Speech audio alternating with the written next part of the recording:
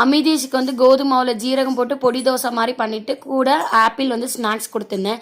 பாப்பாவுக்கு வந்து ஒரே ஒரு தோசை கொடுத்து அவங்களுக்கு காத்தால பிரேக்ஃபாஸ்ட் முடிச்சாச்சு. டெய்லியும் பொரியல் செய்கிறமே, சரி வாழைக்காய் இருக்குது எல்லாரோடைய ஃபேவரட்னு சொல்லிட்டு சிப்ஸ் போட்டாச்சு. அதுக்குள்ளே வீடை க்ளீன் பண்ணுறேன்னு சொல்லிட்டு மாமாவும் பொண்ணும் ஒரே ரகலை தான்.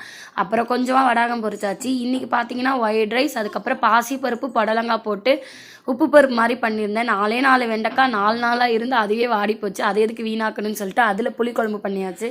வாழைக்காய் சிப்ஸ் எங்களுக்கு காரமாகவும் அவங்களுக்கு வித்து பெருங்காயத்தூள் சால்ட் மட்டும் போட்டு தனியாக குழந்தைங்களுக்கு வச்சுருந்தேன்.